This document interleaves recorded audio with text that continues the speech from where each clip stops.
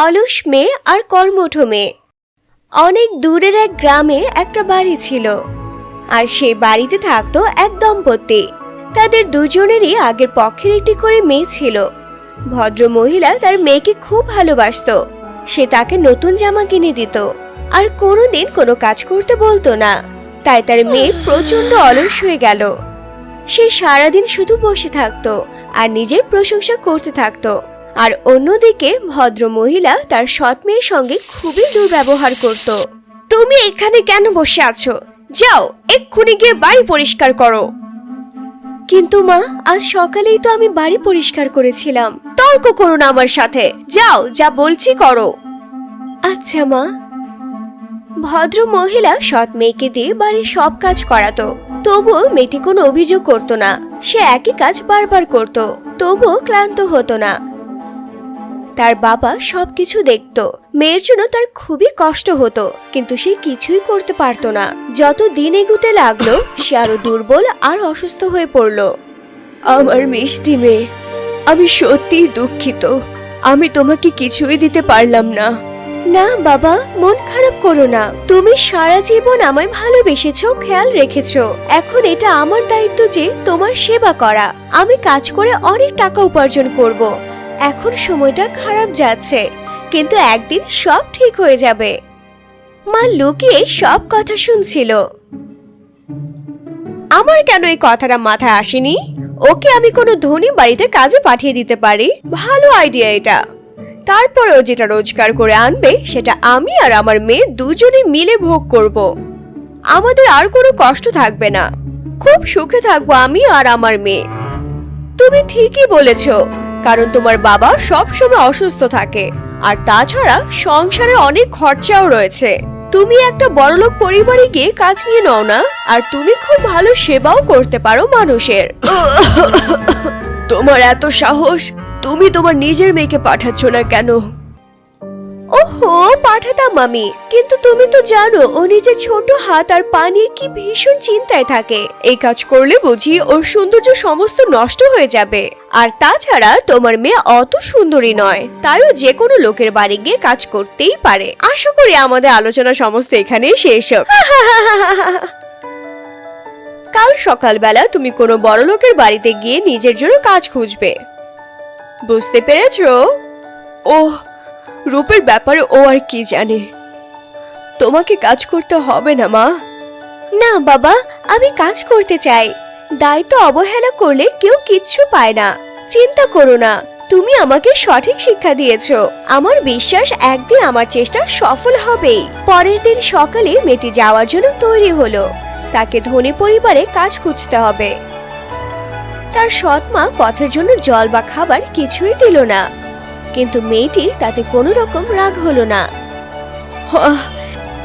নিজের খেয়াল রেখো মা, আর মনে রেখো, কেউ সাহায্য চাইলে তাকে না বলবে না। আর নিরলস হও, যে কাজই করবে পুরো হৃদয় দিয়ে করবে। হ্যাঁ, আমি তোমার কথা মনে রাখবো বাবা। মেয়েটি চলে গেল। পাহাড়ের পর পাহাড় পেরিয়ে চলল, কিন্তু কিছুই পেল না। দিনের পর দিন সে হেঁটে চলল, কিন্তু কাউকে দেখতে পেল না। কিন্তু তবু সে আশা ছাড়ল না। তার মনে ছিল তার বাবা কি বলেছিল, কেউ সাহায্য চাইলে তাকে না বলবে না। আর নিরলস হও, যে কাজই করবে পুরো হৃদয় দিয়ে করবে। এখন আমার মূল লক্ষ্য হলো শুধুমাত্র কাজ খুঁজে বের করা। আমাকে সেটাই করতে হবে, আর আমি মন প্রাণ দিয়ে চেষ্টা করব। যতদিনই লাগুক না কেন, আমি কিছুতেই হাল ছাড়বো না। আরো কিছুটা এগোতে সে দেখতে পেল একটা কথা বলা গাছ। গাছটা একেবারে শুকিয়ে গেছিল। এই যে মেয়ে, মনে হচ্ছে তুমি কোথাও যাচ্ছ। তুমি আমার শুকনো ডাল ফেলতে সাহায্য করবে, তার বদলে আমিও তোমার উপকার করব। ওহ, নিশ্চয়ই। মেয়েটি গাছে উঠে হাত দিয়ে সব শুকনো ডাল ভেঙে ফেললো। সে সমস্ত শুকনো ডালপালা ভেঙে ফেলে গাছটাকে পরিষ্কার করে দিল, যাতে সেখানে আবার নতুন করে ফল, পাতা, ফুল জন্মাতে পারে। আর গাছ তাকে ধন্যবাদ জানালো। আর মেয়েটি আবার এগিয়ে চলল। কিছু দূর এগিয়ে সে দেখলো একটা মরণাপন্ন আঙ্গুর লতা। ঠিক তার পাশেই সে অদ্ভুত কোদাল দেখতে পেল। আঙুরলতা মেয়েটিকে বলল, শোনো, তুমি আমার গোড়াটা একটু খুঁড়ে দেবে? বদলে আমি তোমার উপকার করব। মেয়েটি কোদাল দিয়ে কুপোতে শুরু করলো আর কুপিয়েই চলল যতক্ষণে তার হাতের পাতা লাল হয়ে গেল। ওহ, তোমার হাত ব্যথা করছে? ও ঠিক আছে, এটা সেরে যাবে। তোমার প্রয়োজন তাই তোমাকে সাহায্য করছে। আঙুরলতা তাকে ধন্যবাদ জানালো আর মেয়েটি আবার এগিয়ে চলল। কিছুটা যেতে সে একটা ভাঙা উনুন দেখতে পেল আর উনুনটা তাকে ডাকতে লাগলো, শোনো মেয়ে, তুমি কি আমাকে পরিষ্কার করে দেবে? বদলে আমি তোমার অনেক উপকার করব। মেয়েটি দেখলো উনুনের গায়ে ফাটল ধরেছে। সে কিছুক্ষণ ভাবলো আর তারপরে খানিকটা কাদামাটি এনে নিজের পা দিয়ে ভালো করে মেশালো আর সেই মাটি দিয়ে উনুনের ফাটলগুলো ভরে দিল। তখন উনুনটা আবার নতুনের মতো হয়ে গেল। ধন্যবাদ, কিন্তু তোমার হাত পা যে নোংরা হয়ে গেল। ওটা ঠিক আছে, আমি জল দিয়ে ধুয়ে ফেলবো সব। তোমার প্রয়োজন ছিল তাই সাহায্য করতেই হতো।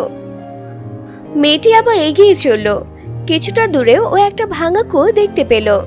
কুয়োটা তাকে বলল, ও এই যে মেয়ে, তুমি আমার এই পচা জল বের করে দিয়ে আমায় একটু সাফ করে দিবে? বদলে আমি তোমার একটা উপকার করব। মেয়েটি সব পচা জল বার করে বসে বসে কুয়োটা পরিষ্কার করে দিল। ওহো, তোমার জামা নষ্ট হয়ে গেল। সেটা ঠিক আছে, আমি জামা ধুয়ে নেব। তোমার প্রয়োজন ছিল তাই সাহায্য করতেই হতো। কুয়ো তাকে ধন্যবাদ জানালো আর সে আবার এগিয়ে চলল। কিছুটা যেতেই সে একটা মিষ্টি গলা শুনতে পেল। সে দেখলো একটা লম্বা লোমওয়ালা কুকুর রয়েছে যার সারা গায়ে কাদা মাখা। তুমি আমার চুলগুলো ছেটে নদীতে আমাকে স্নান করিয়ে দেবে? বদলে আমি তোমার একটা উপকার করব কিন্তু। আর মেয়েটি তাই করলো। তখন কুকুরটাকে বেশ খুশি আর সুন্দর দেখাচ্ছিল। সে মেয়েটিকে ধন্যবাদ জানালো আর মেয়েটি নদীর জলে নিজেকে পরিষ্কার করে নিল আর এগিয়ে চলল। কিছুক্ষণের মধ্যে অন্ধকার হয়ে গেল। তখন সে সামনে একটা বাড়ি দেখতে পেল যেখানে থাকতো 7 জন পরী। আপনাদের বিরক্ত করায় দুঃখিত, কিন্তু বাইরে খুব অন্ধকার। রাতে এখানে থাকতে পারি? তুমি কোথায় যাচ্ছ? আমি কাজের খোঁজে বেরিয়েছি। আচ্ছা, তাই নাকি? তুমি এখানে কাজ করছো না কেন? এখানে 7টা ঘর আছে। তোমাকে রোজ 6টা ঘর ভালো করে পরিষ্কার করতে হবে। কিন্তু মনে রাখবে, তুমি 7 নাম্বার ঘরে কখনো ঢুকবে না। তুমি রাজি আছো? ওহ, আমি সত্যি কৃতজ্ঞ। ধন্যবাদ। যেমন বললেন সেরকমই করব। মেয়েটি তাই করলো। রোজ সকালে সে ঘুম থেকে উঠে 6টা ঘর পরিষ্কার করে আর 7 নম্বর ঘরটা সে কখনোই দেখেইনি। 1 বছর কেটে গেল আর মেয়েটি প্রচুর টাকা রোজগার করলো। এবার তার ইচ্ছে হলো যে অসুস্থ বাবার কাছে ফিরে যাবে। যাওয়ার আগে তুমি বলে যাও যে 7 নম্বর ঘর নিয়ে তুমি উৎসুক নও কেন। আমার বাবা শিখিয়েছে নিজের দায়িত্ব পালন করে যেতে হয়। যতদিন আমি এখানে কাজ করেছি আমার দায়িত্ব আপনাদের নির্দেশ মানা। তোমার সততায় আমরা সত্যি খুব খুশি হয়েছি, মুগ্ধ হয়েছি তোমার কাজ দেখে। এখন এসো আমার সঙ্গে, তোমায় কিছু পুরস্কার দিতে চাই। পরীরা মেয়েটিকে 7 নম্বর ঘরে নিয়ে গেল। ঘরের ভেতরে ছিল স্তূপাকৃতি সোনা আর রূপোর মুদ্রা। যাও, মুদ্রার উপরে গড়াগড়ি দাও। যেগুলো তোমার গায়ে আটকে যাবে সেগুলো তোমারই হবে। মেয়েটিকে যা বলা হলো সে তাই করলো। প্রথমে সে গেল সোনার স্তূপের ওপর আর তারপরে গেল রূপোর স্তূপে। সে তারার মতো ঝকমক করছিল, কারণ ওই মুদ্রাগুলো তার গায়ে আটকে গেছিল। ও পরীদের বিদায় জানিয়ে বেরিয়ে পড়লো আর ফেরার পথে তার আবার ওই কুকুরটার সঙ্গে দেখা হলো, যাকে সে স্নান করিয়ে দিয়েছিল। কিন্তু এখন কুকুরটার গায়ে লোমের বদলে ছিল মুক্তোর গয়না। এই সময় আমার প্রয়োজনে তুমি আমাকে সাহায্য করেছিলে। এসো, তোমার যত ইচ্ছে তত মুক্ত নাও। মেয়েটি যত পারলো মুক্তোর গয়না নিজের গায়ে পরে নিল আর কুকুরটাকে ধন্যবাদ জানিয়ে সে এগিয়ে গেল। কিছু দূর গিয়ে তার সেই কুয়োর কাছে দেখা হলো যাকে সে পরিষ্কার করেছিল। এসো মেয়ে, তুমি আমায় সাহায্য করেছিলে। জল খেয়ে নিজের তৃষ্ণা মেটাও। পথিকদের জন্য কুয়োর পাশে অনেক জগ রাখা ছিল। মেয়েটি একটি জগ জলে ভরে নিয়ে নিজের পিপাসা মেটালো আর কুয়োকে ধন্যবাদ জানিয়ে সে এগিয়ে চলল। কিছুটা দূরে গিয়ে সে সেই উনুনটাকে দেখতে পেল, যেটাকে সে মেরামত করেছিল। এসো মেয়ে, আমার প্রয়োজনে তুমি আমার সাহায্য করেছিলে। এসো, এই টাটকা রুটি আর কেক খাও। তখন মেয়েটি পেট ভরে খেলো আর বাবার জন্য সঙ্গে করে কয়েকটা নিয়েও নিল। তারপর সে উনুনকে ধন্যবাদ জানিয়ে এগিয়ে গেল। কিছুটা এগিয়ে সে আঙ্গুরলতাকে দেখতে পেল, যার গোড়া সে কুপিয়ে দিয়েছিল। এসো মেয়ে, আমার প্রয়োজনে তুমি আমার সাহায্য করেছিলে। এসো, যত ইচ্ছে আঙ্গুরের রস খাও। তখন মেয়েটি যত ইচ্ছে আঙ্গুরের রস খেয়ে বাবার জন্য খানিকটা নিয়ে নিল। আঙ্গুরলতাকে ধন্যবাদ জানিয়ে সে এগিয়ে গেল। কিছুটা গিয়ে সে ওই গাছটাকে দেখতে পেল, যাকে সে সাহায্য করেছিল। গাছটা এখন সবুজ পাতা আর রসালো ন্যাশপাতিতে ভরে আছে। এসো মেয়ে, আমার প্রয়োজনে তুমি আমাকে সাহায্য করেছিলে। এসো, তাজা ন্যাশপাতি খাও। মেয়েটিও যতটা পারলো ন্যাশপাতি খেলো আর বাবার জন্যও নিয়ে নিল। গাছকে ধন্যবাদ জানিয়ে সে এবার এগিয়ে চলল। বাড়ি ফিরে সে বাবাকে দেখে খুবই খুশি হলো। ও দেখলো বাবা সুস্থ হয়ে গেছে আর তার জন্য দরজায় দাঁড়িয়ে আছে। সে দৌড়ে গিয়ে বাবাকে জড়িয়ে ধরলো। মা এসে সুস্থ স্বামীকে আর ধনী মেয়েকে দেখে অবাক হয়ে গেল। মা দেখলো মেয়েটির মাথা থেকে পা পর্যন্ত সোনা আর রূপো দিয়ে মোড়া। আরো অনেক কিছু রয়েছে তার কাছে। এরপরে কি হলো? সে তার মাকে গুরুত্ব না দিয়ে বাবাকে নিয়ে বাড়ির ভেতরে চলে গেল। সৎমা বুঝলো যে তার স্বামী তাকে আর কিছুই দেবে না। সঙ্গে সঙ্গে সে তার মেয়েকে বলল, যাও, কোনো ধনী পরিবারে কাজ খুঁজে নাও, আর আমি তোমার আর কোনো কথা শুনবো না। মন দিয়ে শোনো, ওর থেকে বেশি রোজগার করতে হবে তোমাকে। তোমার প্রতি আমার ভরসা আছে। ও এনেছে মুক্তো, তুমি আনবে চুনি। মেয়েটি মাকে বিদায় জানিয়ে বেরিয়ে পড়ল। কিছুটা যাওয়ার পরেই সে একটি গাছ দেখলো, যেটা একেবারে শুকিয়ে গেছিল। গাছটি তাকে বলল যে তার শুকনো ডালপালা ফেলে দিতে, বদলে সেই মেয়েটির একটু উপকার করবে। আহ, কি বলছো তুমি? আমি আমার সুন্দর পরিষ্কার হাত পা নোংরা করতে পারবো না। তোমার ডাল ফেলার জন্য তুমি যা ইচ্ছে আমায় বলতে পারো। সে আবার এগিয়ে চলল। কিছুটা দূরে সে দেখতে পেল একটা মৃতপ্রায় আঙ্গুরলতা। সে বলল তার গোড়াটা কুপিয়ে দিতে, বদলে সে তার একটা উপকার করবে। ওহো, তাও আবার এই করার উত্তরে? তুমি আমায় যা ইচ্ছে তাই বলো আর যা ইচ্ছে তাই দাও, কিন্তু তাতে আমার কিছুই যায় আসে না, বুঝলে? সে আবার এগিয়ে চলল। খানিকটা দূরে গিয়ে সে একটা ভাঙা উনুন দেখতে পেল। উনুন তাকে বলল তাকে মেরামত করে দিলে সে তার উপকার করবে। আমার পরিষ্কার হাত পা কিছুতেই নোংরা করতে পারবো না। সে তুমি আমায় যা ইচ্ছে তাই দাও না। আর কিছুটা যাওয়ার পর সে একটা কুয়ো দেখতে পেল, আর কুয়ো তাকে বলল তাকে পরিষ্কার করে দিলে সে তার উপকার করবে। তুমি জলে ভর্তি একটা কুয়ো, আমার পরিষ্কার হাত আমি নোংরা করতে পারবো না। সে তুমি আমাকে যা ইচ্ছে তাই দাও না কেন, আমার কিচ্ছুই যায় আসে না, বুঝলে কি? আরো কিছুটা যেতেই কুকুরের সঙ্গে দেখা হলো। কুকুরটি বলল তাকে স্নান করিয়ে দিলে সে তার একটা উপকার করবে। কিন্তু মেয়েটা সেখান থেকে পালালো চিৎকার করতে করতে যে আমার পরিষ্কার হাত পা নোংরা করতে পারবো না।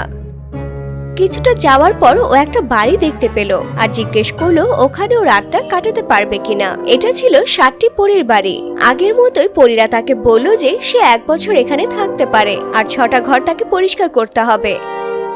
এটা কিন্তু মনে রেখো, 7 নম্বর ঘরে তুমি ঢুকবে না, কখনো না। মেয়েটি রাজি হয়ে গেল।